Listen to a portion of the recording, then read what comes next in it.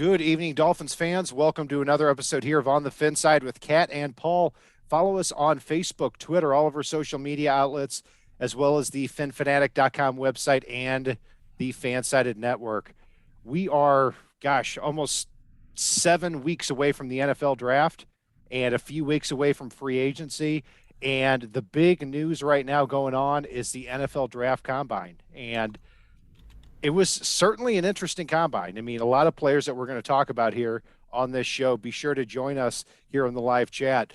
But Paul, before we get into that, I'm curious, what is your take on the combine in general? Because, some people say it's the underwear Olympics. Some people are willing to take a player that was projected in the 4th or 5th round and move him to the 2nd round after a great workout. Where do you stand overall and kind of your philosophy on the combine? So I'm going to break that into some chunks here. The first thing for me is, at the end of the day, who they are on the field matters more than anything. And, there's a lot of things that can change what that 40 time means. You and I had a good dialogue this week talking about linebackers and how, the example we used was, I'll take a 4.7 guy with instincts that can read an offense and gets to his spot the way he's supposed to, over a guy that runs a 4.4 but takes 5 steps in the wrong direction when he's guessing on half these plays because he can't read an offense to save his life. But I will say, short of an extreme in a good way or an extreme in a bad way, I don't let it have a huge impact on a lot of my decision making. If somebody jumps out of the woodwork and has a knockdown, drag-out performance, I'm going to take an extra look at the guy just to see if there's something I missed. If I see, all right, this is a guy that's got some of the basics down and he's got the athleticism to have a tremendous upside, or if a guy just falls apart at the NFL Combine, that can potentially move him down my list depending on his position and where he fell apart. It's like cornerbacks. It's cool to find out they're fast, but if you go back to an interview with Sam Madison and Xavier Howard 4 or 5 years ago, Xavier Howard brought up, he goes, when the hell am I running forward? Like, if I'm running forward, somebody beat me. Like, I run backwards, and it's a whole different animal. And, that guy runs a 4.2, that's great. But if I jam him up at the line of scrimmage, does it matter? Like, it's just so.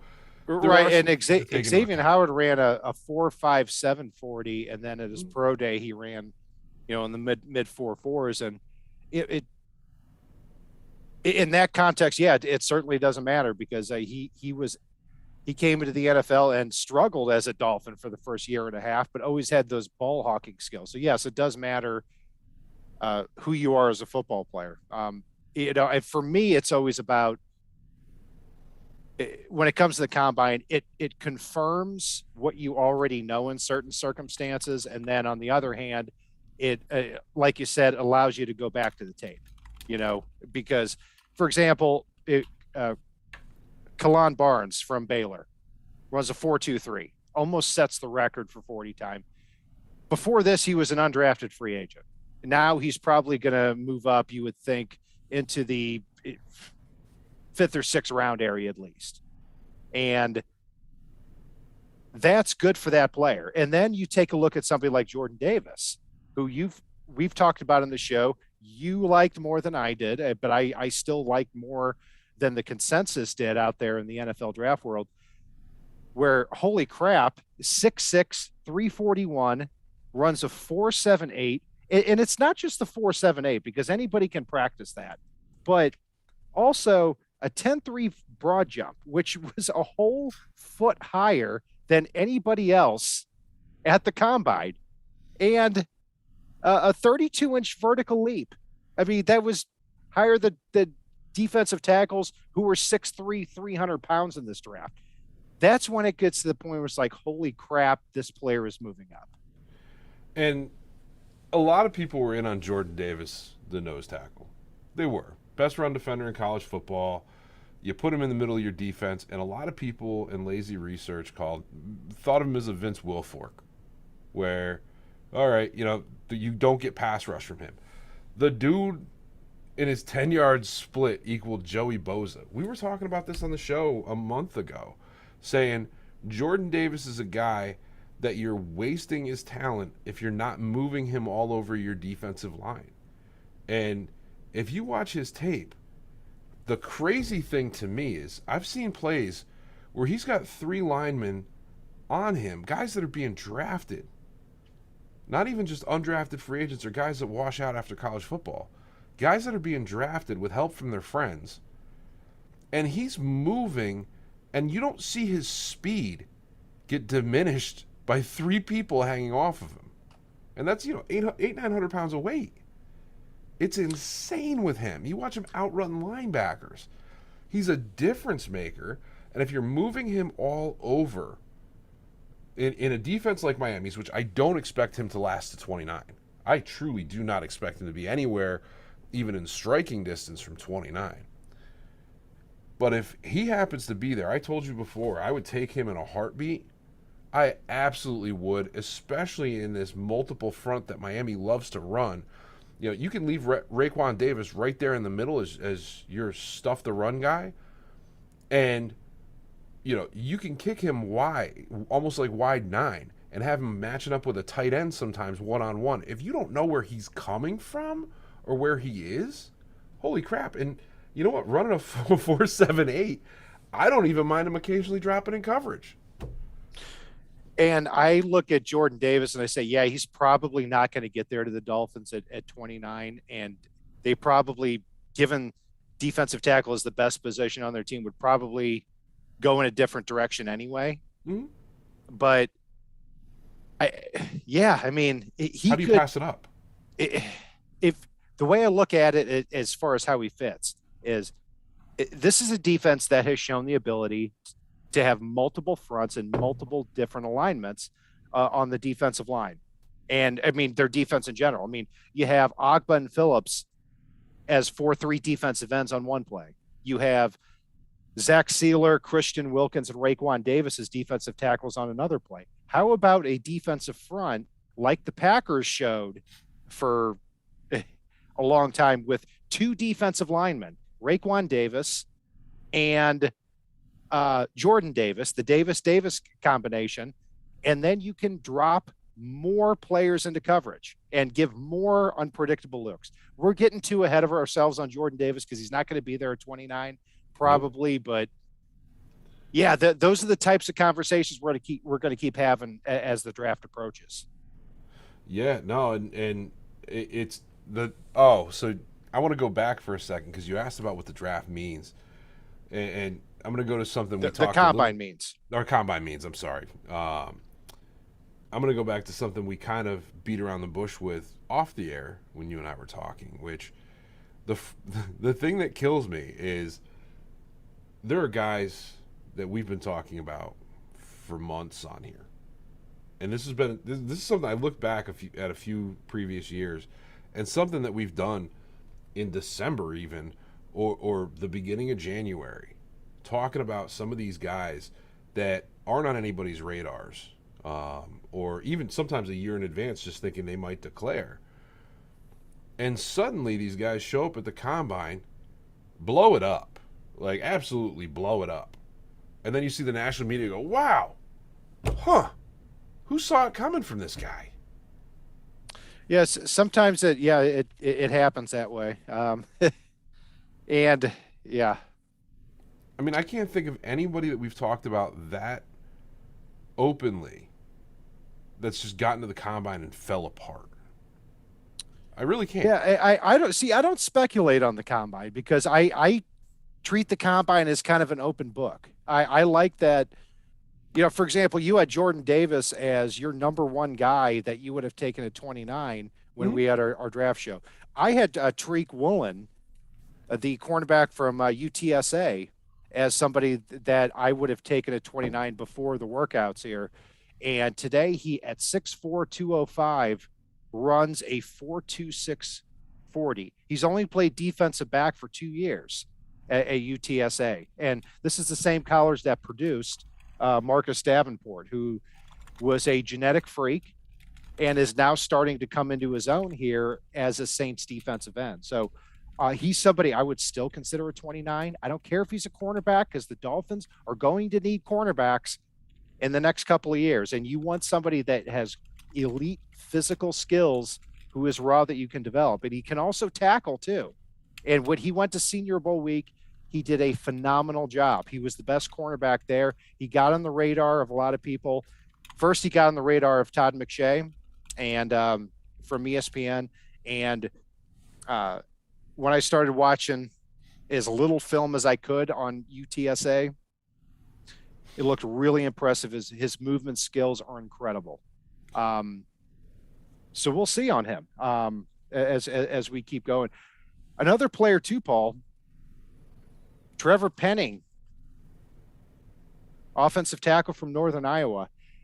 One thing I said about him is that he didn't really have the physical. Always had the physical potential, but I had a question about whether or not he could bend as much at the offensive tackle position. Runs a 4.89, and in addition to that, in the 3-cone drill, which really measures the agility of the player, runs a 7.25. I mean, he certainly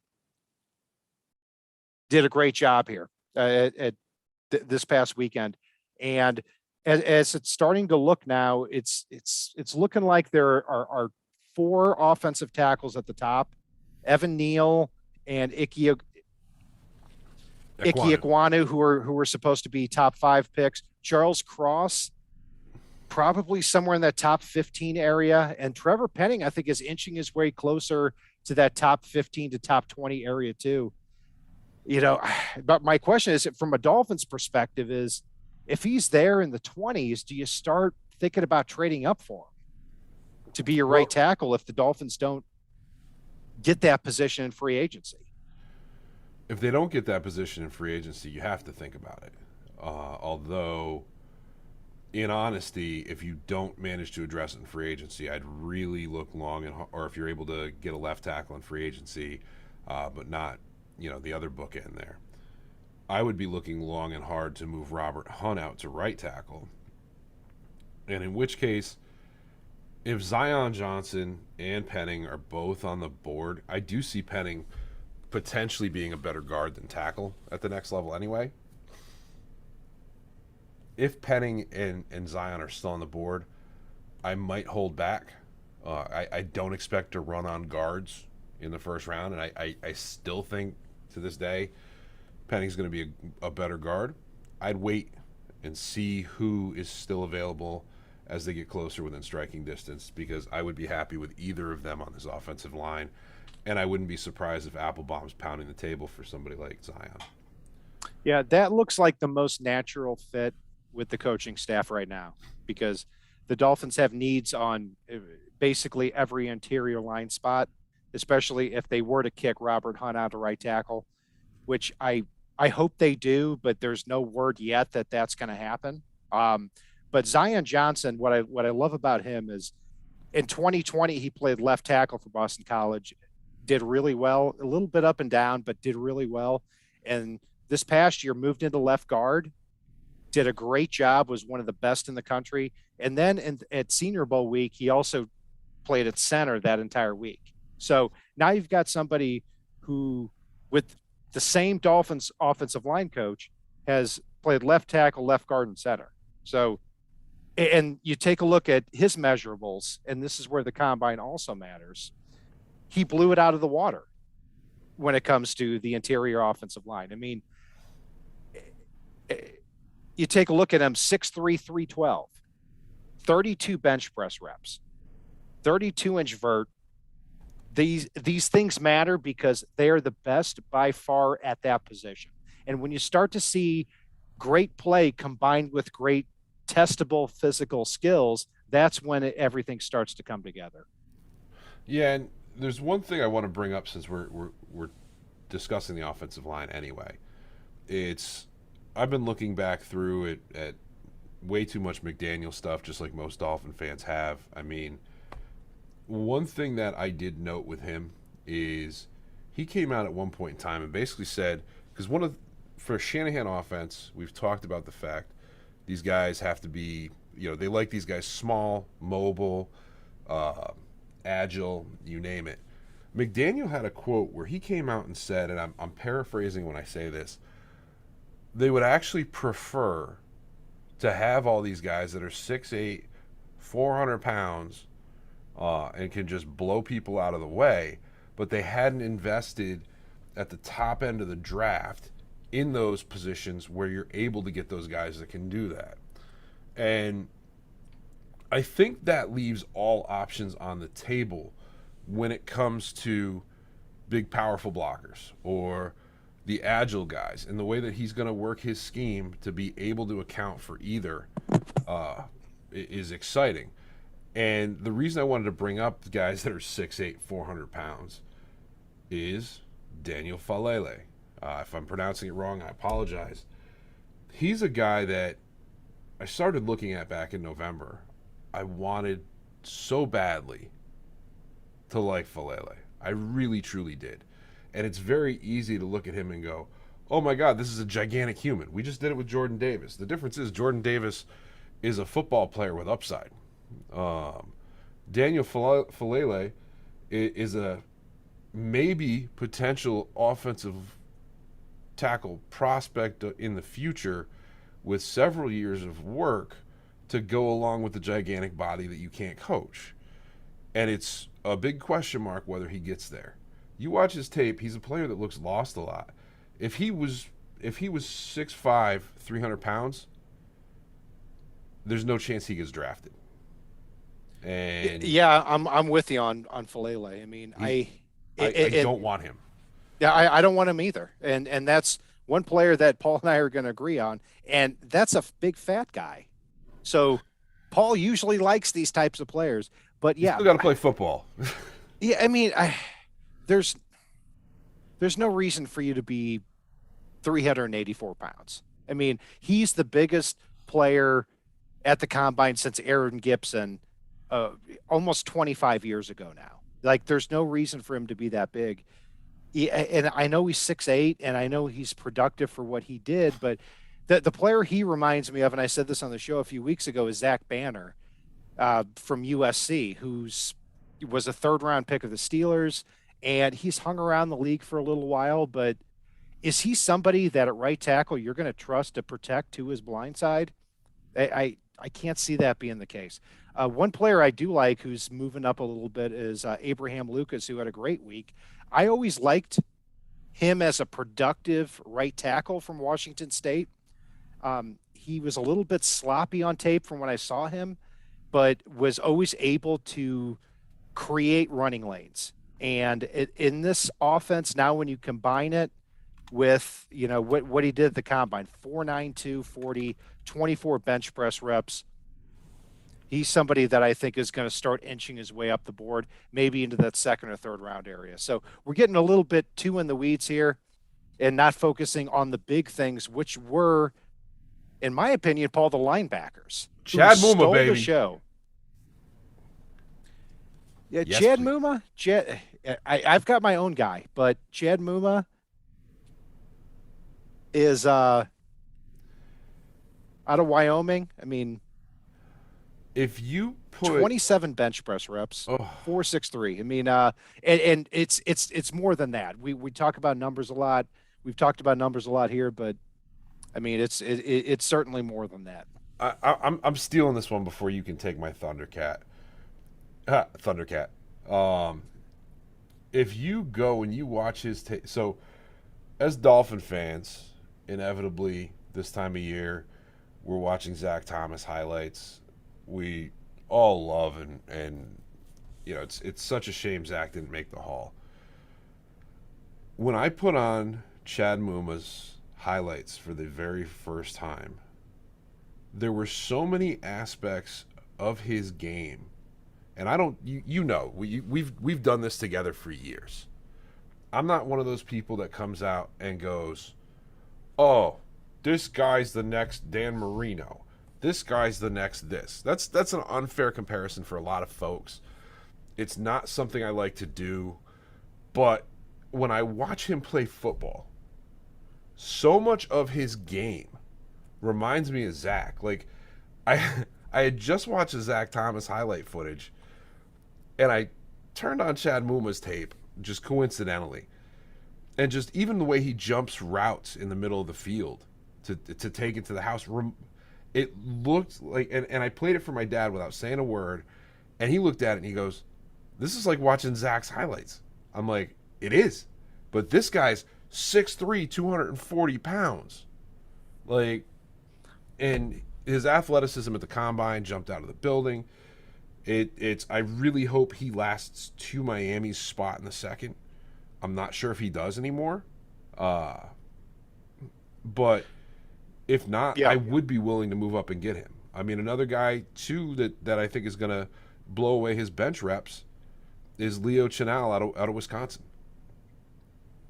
Yeah, Leo Chenal, there are highlights of him 41, baby. 41 bench reps as a freshman and something like 18 for 315 pounds a couple of years ago too. Why didn't he bench at the combine? That doesn't make any sense to me because it would have been like a nationwide story by now. And he's was also a really good football player at Wisconsin, especially as kind of that same Landon Roberts 2-down inside linebacker that you would want. I mean, this past year, 18 and a half tackles for loss. I mean, you combine that with being 6'3", 250 pounds and 40 bench press reps, I think that would have elevated him up into that second round status. And he still might get there. But my biggest thing that I want to make clear as far as what I'm looking for at linebacker to pair with Jerome Baker, I want two players who are going to cover the field on all three downs. And Chad Muma might be that guy because of his instincts and because of his length. But the guy I like better than him is Quay Walker from Georgia because he's 6'4", 243, and he didn't actually get the opportunity to step on the field much until this past year. And he's not a flashy player, but he showed unbelievable movement skills at the combine. And when you look at his actual physical numbers, 4.52 in the 40. And I love that he's 6'4", 243 pounds because he can get in the way of passing lanes. He's not somebody flashy, but somebody who is going to be able to cover the field with Jerome Baker.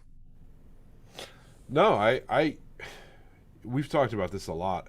I want two linebackers in this draft. So I mean, it's I've got so many guys down the list that I'm still working my way through on these, and Chad Muma definitely is one. Quay Walker, I like him. He does have some upside, but and I wouldn't be unhappy with him. The guy that I can't bring myself to like, even though he ran a great 40 time, I can't get myself there on Christian Harris.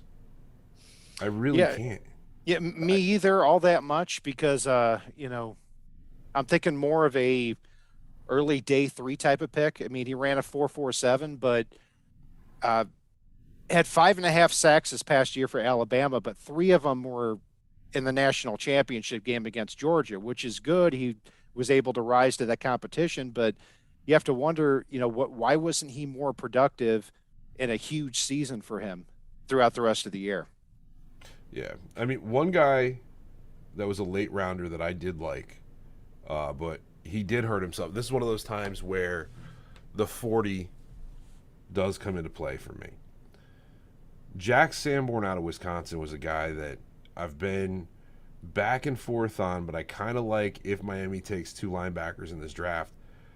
But I think he's just one step too slow, which is unfortunate because you watch his tape, the guy makes plays all over the field, but I think at the NFL level, I think the speed is going to exceed what he put up at the combine, unfortunately. Yeah, Sanborn is kind of that lunch pail player from Wisconsin.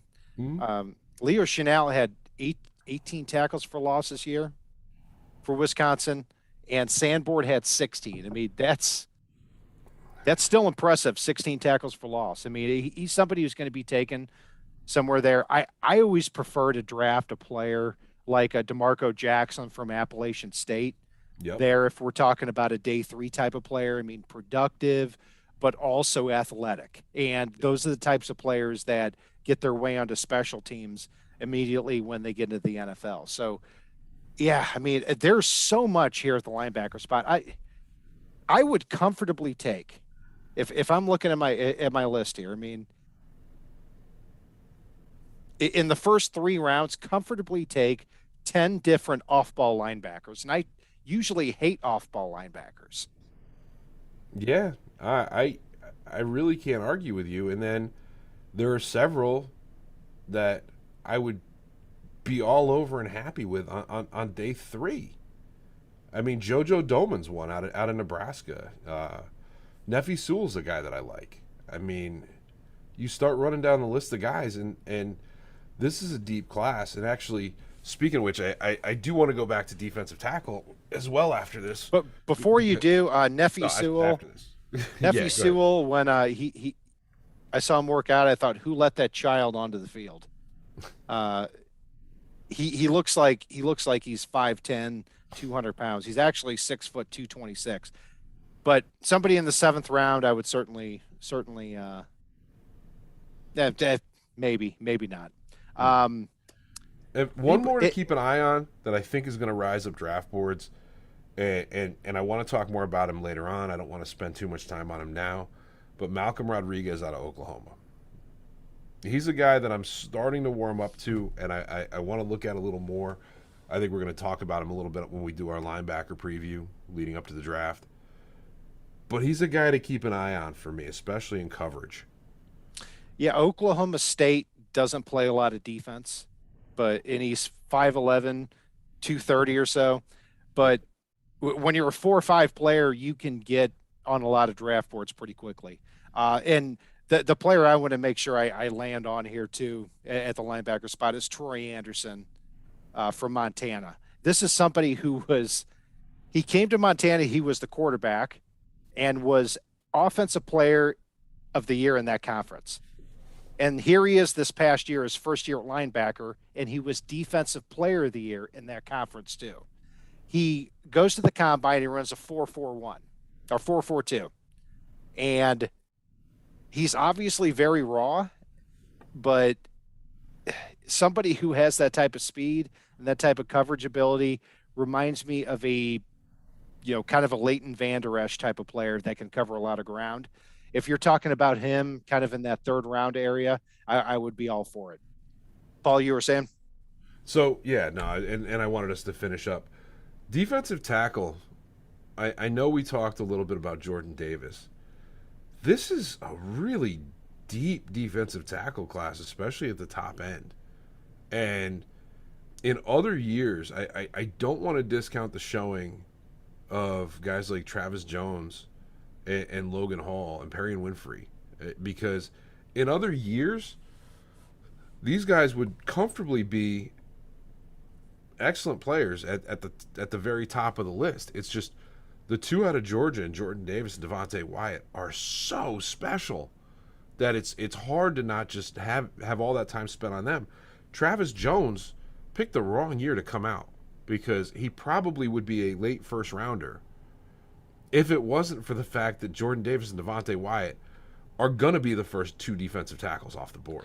See, I disagree with you on that. I think Travis Jones picked the perfect year to come out because after Davis and Wyatt, there's not a lot else. I mean, we're talking from a draft perspective, not from a Dolphins perspective here, but, yeah.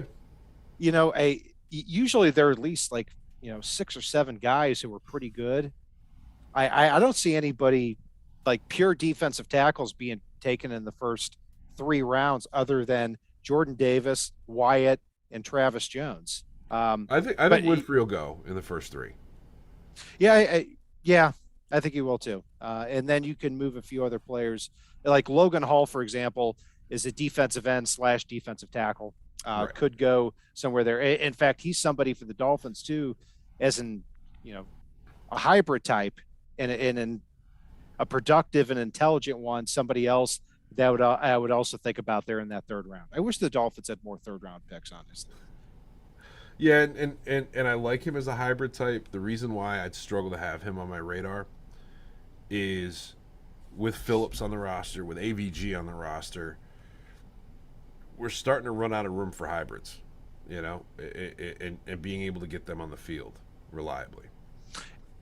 Yeah, I think we're running out of room for defensive tackle, like pure defensive tackles. Well, there's not going to be a lot of room from sideline to sideline if you got Davis and Davis on the field. Right, absolutely. And Jordan Davis, that's why if he goes to 29, he's going to be one of the top players on my board. I don't care what the rest of it looks like, because he showed his ability to be that special this past weekend, and he did during the season. Somebody on ESPN, I can't remember who it was, said if you don't have Jordan Davis in your top 10 for the Heisman, your board lacks credibility because of the way he dominated this past year. And that's exactly true. There's no way that Georgia wins a national championship without Jordan Davis. No doubt about it. No. So we haven't even talked about the skill positions. And we haven't talked about so much. Like Chigaquanu. Yeah, baby. Chigaquanu we'll get to in a second. But running back, Breece Hall absolutely tears it up. I mean, again, this is somebody who I think fits Mike McDaniel's offense so very, very well, because he has the ability. He is a wide zone, put your foot in the ground and cut up field quickly, break tackles type of runner. And then you add on to that he tested the best out of all the running backs in the vertical league and the broad jump. And then he ran a 4.39.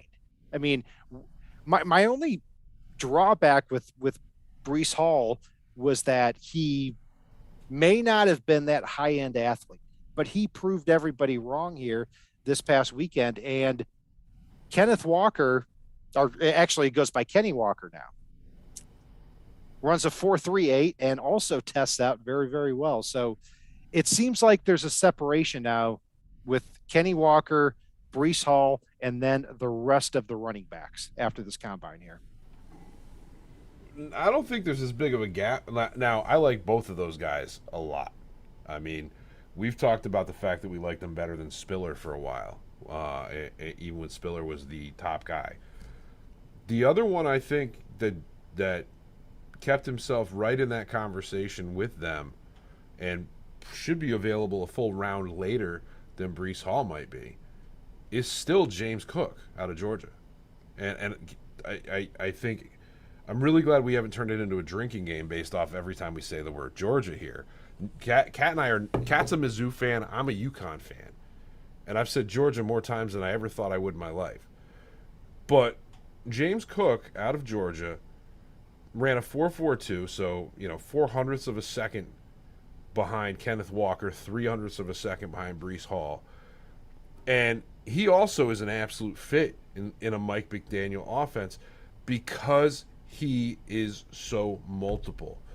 You take him and you line him up at wide receiver, he looks like that's the position that he plays every day and he's a stud at. You put him in the backfield, have him be that one-cut guy and get upfield through a lane, which is basically Mike McDaniel's offense designs lanes better than any offense I've ever seen. And he's the guy that can do that, and he's got the speed to hit it just like the other two. So as far as that goes, I've got James Cook right there with him, just he's going to be available in the third round. Yeah, James Cook, when you said that he's going to be available a full round later, I agree with you on that, because he's firmly in that kind of third round category because he is 5'9", 199 pounds. He's versatile, and he's got some big highlight runs. 5'11". Yeah, 5'11". Thank you. So, yeah, he's 5'11", 199, ran a 4.42, and he's got those Cook genes in his blood there because he has the ability to just find the end zone and make big plays.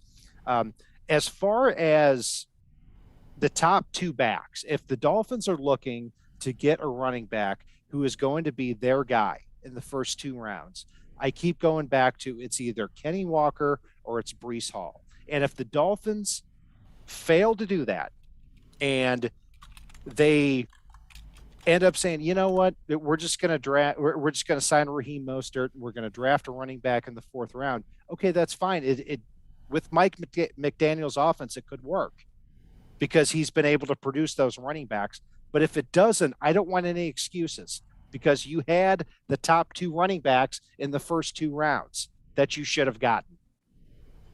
Yeah, I mean, there are guys that I think if Miami turns solely to the draft, you can look at to be successful in a way in a Mike McDaniel offense that you don't see that in some of the others that may wash out in other places.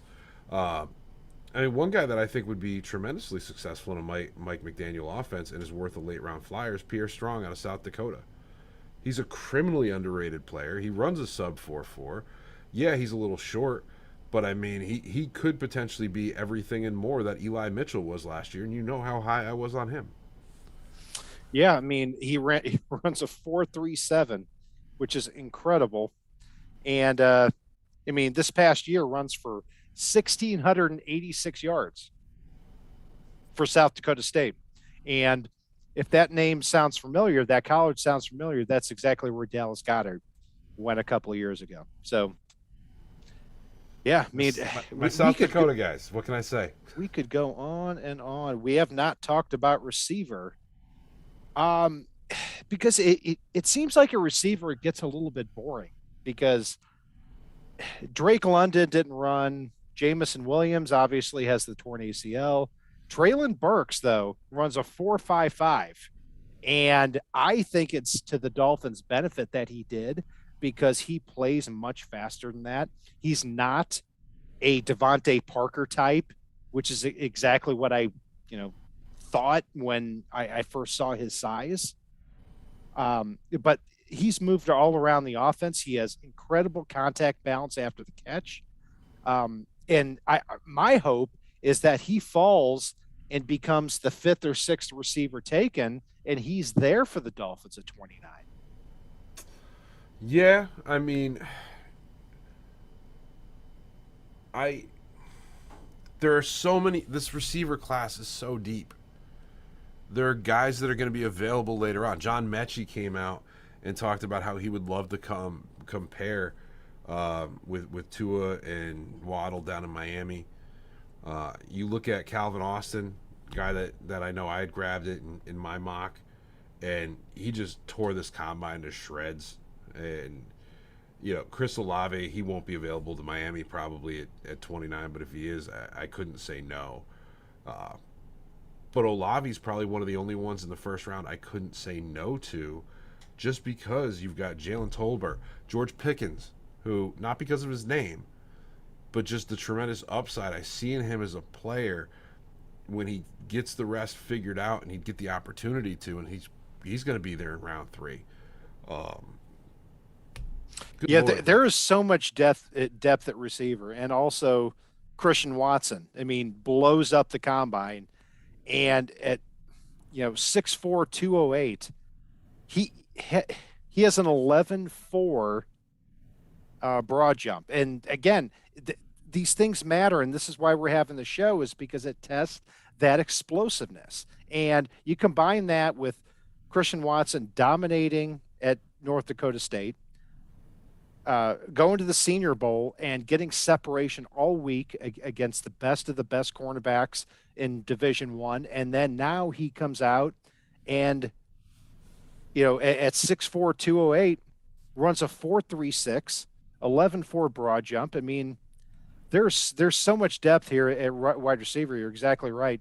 One player that is going to drop is certainly David Bell from Purdue, because at 6'1", 212, I mean, nobody expected him to be like an elite physical type of player, but he tested pretty much the worst in every category, which might actually end up being a good thing for some team that drafts him, because he might actually end up going in the 4th or 5th round. So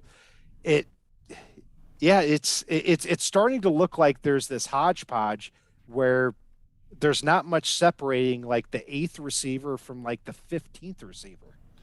Oh, and not only that, you look down at the bottom end of the top 30. Guys like Bo Melton are sitting down there. Tyquan Thornton, who we talked about, is going to shoot up draft boards, I'm sure. And there's a handful of others. Now, there is one guy, and I know I talked about Fellaille earlier as somebody I wanted to like. This is going to piss off some of our Miami fans in the audience, and well, I'm not going to apologize. I tried to like Charleston Rambo. He's still like his game tape had me thinking he was just a guy, but I thought maybe there's the physical upside with him. He tested almost as badly as David Bell, and I'd take David Bell over him, the football player, over Charleston Rambo, the football player. I just can't bring myself there. I don't want him as an undrafted free agent. Wow. Those are strong words. Well, I mean, yeah, he was a 5th round guy, ran worse, so he's probably going to be a late round pick at best. And he's also somebody who probably is not going to, be a special teams guy either. So, yeah, there's a lot of dudes here. Career over. Done. Out. I don't want him on the practice squad. Khalil Shakir is somebody I like too. Yes. He's somebody who gets open easily in separation, and these are the players like Darnell Mooney, who is a 5th round pick of the Bears. These are the types of players I want to be there for Tua in the middle rounds, because I don't think the Dolphins need to build this dominant wide receiver unit. We've been down that road. They have to build a really good offensive line, give Tua time in the pocket to plant his feet and find accurately the correct receiver, tight end, or running back. Give him time and give him a running game. That's it. But that said, a couple guys we haven't mentioned. I know we're going to dive in deeper when we do our wide receiver preview. Sky Moore, phenomenal. He could be a great steal there. I don't think we mentioned Jalen Tolbert. Guy. That's how deep this receiver class is. How many guys did we have run a sub 4.4? What was it, 10, 12?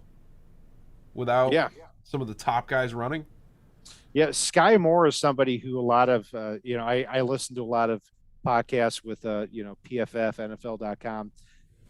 He's a favorite pretty much for everybody. So I see him going firmly in the 2nd round somewhere. And also, too, 2 players we haven't talked about is Chris Olave and Garrett Wilson. I mentioned Olave. Did you? All right. My bad. So you talk about him. You didn't talk about him. 4.26 he ran originally, and then I don't know what drunken idiot timed him originally, but it turned out to be a 4.39, which was slower than Garrett Wilson, who ran a 4.38.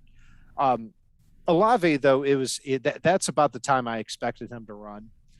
He's incredibly fluid, getting in and out of his routes, and somebody who I see getting, being a solid pick for somebody in the mid to late 1st round. Maybe he falls to the Dolphins. Garrett Wilson is somebody I've always been a little bit lower on than a lot of people, because 4.38, I don't care if he ran that. He doesn't play to that. He's a little bit hippie in and out of his routes. And, he's good after the catch. And there's been a lot of comparisons to Brandon Ayuk. I don't quite see that, because I thought Ayuk was so much smoother in that respect. I wouldn't take Garrett Wilson until the 2nd round, now that I think about it.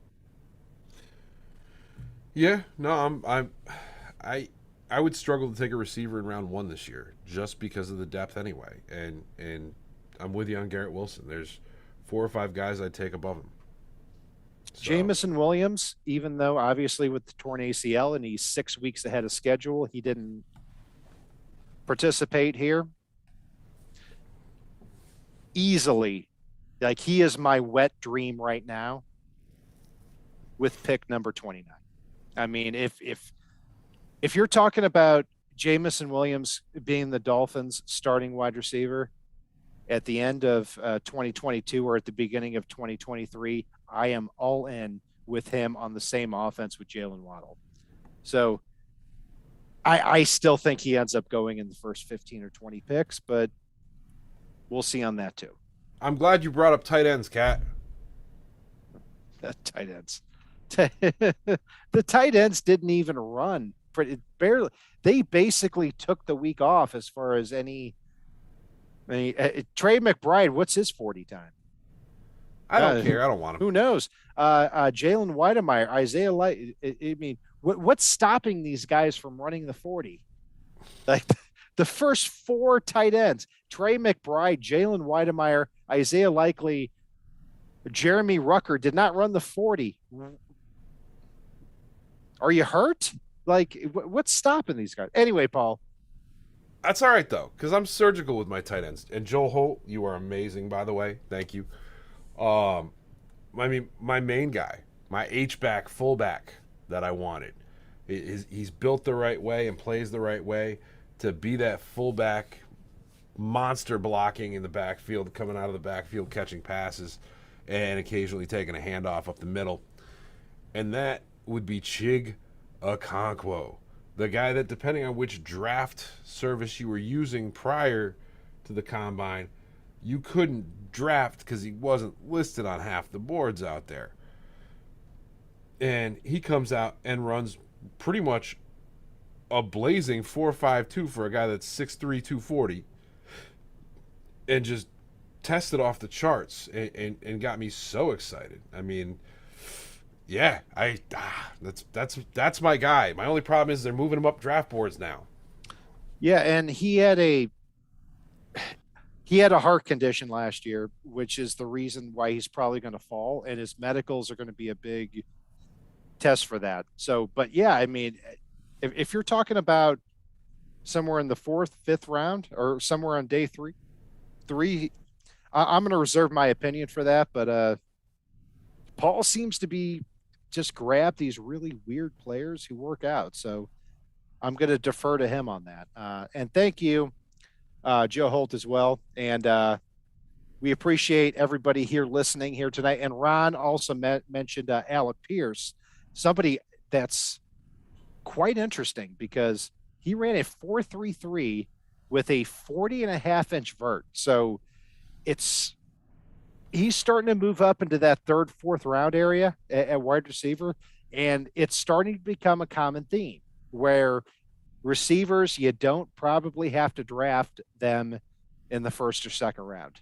You can probably find somebody late day 2, early day 3. And we're going to be sure to be with you on that and bring you the content for that as these players continue to rise or fall. Yeah, and a couple more guys I like because I know we don't want to spend too much time on the tight end position. We're hopeful they re-sign Mike Kasichi. I'm not sure they re-sign Kasichi and Smythe, unfortunately. Couple guys real quick that I know we're going to dive deeper into throughout the offseason. But guys that I'm very intrigued by are Jelani Woods at 6'7", 260. He ran, what was it, a 4.61, I believe. And yep, led all tight ends on the bench with 24 and just looks like such a crazy mismatch weapon out there on the field that if he's your guy in a 2 tight end set with Kasichi, you could have some fun out there. And then looking around, I think Greg Dulcich. Yeah, Greg Dulcich may end up being the first tight end taken because he dominated during Senior Bowl week, and he looks like somebody who is able to separate very consistently. And now he puts up a 4.6 40 and shows the physical ability to do it. So that's what the combine is all about. It's confirming what you actually see. It is. And yeah, so Kat, I know we've been on for a while here. We haven't even touched on everybody. I mean, good Lord. We're going to save that for other episodes. All right. What do we want to talk? Who else do we want to talk about? Let's do it. Let's do it, Kat. Punter. Matt Araiza. No longer any form or of a secret to the national media. boomed it during combine punter workouts. Got his own podium, got to talk to the fans, got to talk to reporters, and just looked every bit as special as we've talked about on here for a while now. Fifth round? I'll edit that to say that you've talked about. You've gotten in on it a little bit. Don't you pretend you're not the take a punter guy most years. Oh, I certainly am. So my question to you is, let's say beginning of the 4th round, would you take him there? It would depend upon the board. I wouldn't hate taking him in the 4th. I'd prefer to hope for the 5th, because at the end of the day, I think Jake Camarda is a hell of a consolation prize. But in the 5th, if he's on the board, I can't pass him up.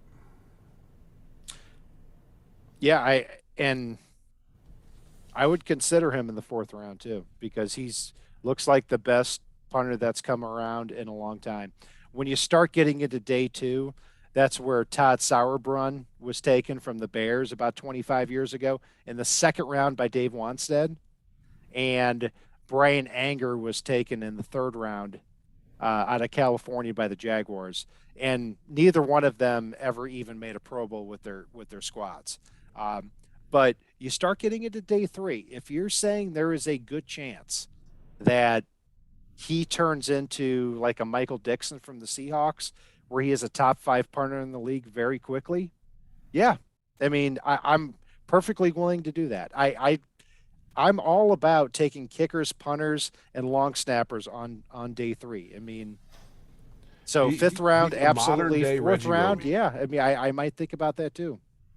I mean, for those in my age bracket that grew up watching Reggie Roby, he is a modern day Reggie Roby.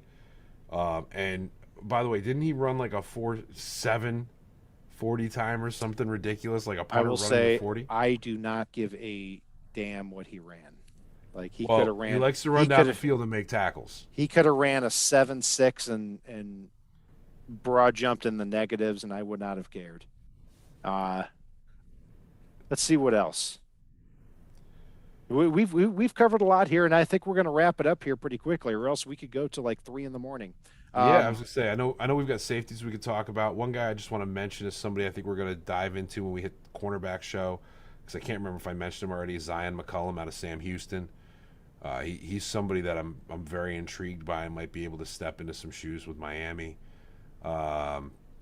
We barely touched on the edge. Yeah, well, it was incredible edge performance here. I mean, when you get down to like Arnold Ebiketie from Penn State is one of my favorite players in this entire draft. I just don't think he fits this defense. 6'2", 250, and to me, he's a better version of Kwity Paye. I'll even go that far. And Kwity Paye had a really promising rookie year with the Colts. And also Boye Mafe out of Minnesota. Yes. I think is going to be, with the traction he's gotten, is going to be a 1st-round pick at this point. Maybe not for the Dolphins, but for another team. Kingsley from South Carolina is somebody who is dropping like a rock now. 4.87 at 6'4", 258, and more so dropping like a rock is Maije Sanders from Cincinnati, who I loved 1 year ago today. I was hoping he was going to come out in the draft. He didn't, but now shows up at the combine at 6'5", 228, runs a 4.7. There's talk about that he was sick, but only had 2 sacks this past year in 14 games. I think he ends up going in the 4th or 5th round now. Anyway, anything you want to tack on to that at the edge class? Not really on the edge class. I mean, you mentioned a couple of the guys I really like. There's some running backs I know we haven't touched on. We didn't even touch quarterback, which there's a couple of guys I would flirt with late in the draft to maybe be a developmental guy behind Tua. everything you need to know about the quarterback class. I'm going to tell you right now. The top 10 players listed in the quarterback class, I have bigger hands than they do, and that's a problem. Oh yeah, Kenny Pickett, 8.5-inch hands. So he's never going to play in Miami, even if he's available in the third or fourth round, because it rains a lot. I have a meme on my um, on my Twitter page with the Burger King guy with the tiny hands from like 15 years ago. But I also think Kenny Pickett has the best tape out of any quarterback coming out. So I'm conflicted, but it doesn't matter here because we'll do a show on the quarterbacks, but it's more if somebody drops. I see Malik Willis as a player that could go anywhere all over the board. He put on a show in the first day, has great arm talent, and if he's somebody that runs a 4.4, he could go in the top 10. He can go anywhere. I mean, so, Kat, while we're hitting on these positions real quick, thoughts on Connor Hayward out of Michigan? Not much. I like your guy better because he actually has upside and he can move. He ran a 4.52. Hey, and again, it's if you end up with James Cook and Chigakonkwo in that backfield, you can run the same personnel a lot of times for 5 wide with them and Kasichi on the field as you do for for the 21 personnel. Like it's crazy. Yep, absolutely. So, Paul, one last question that I'm going to ask you here as far as just Dolphins draft history, and I'll throw it out to the rest of everybody in our chat. Thank you for joining us here tonight as well. Who is one player that when the Dolphins drafted at the time, you hated the pick, but it turned out to be a really good one? That's not as hard as you would think. I'm gonna go with a recent, and then I'm gonna go a little more historical, even though it's not really that far back in time. The recent would be I wasn't a huge fan of the Christian Wilkins pick. I thought it was wasteful.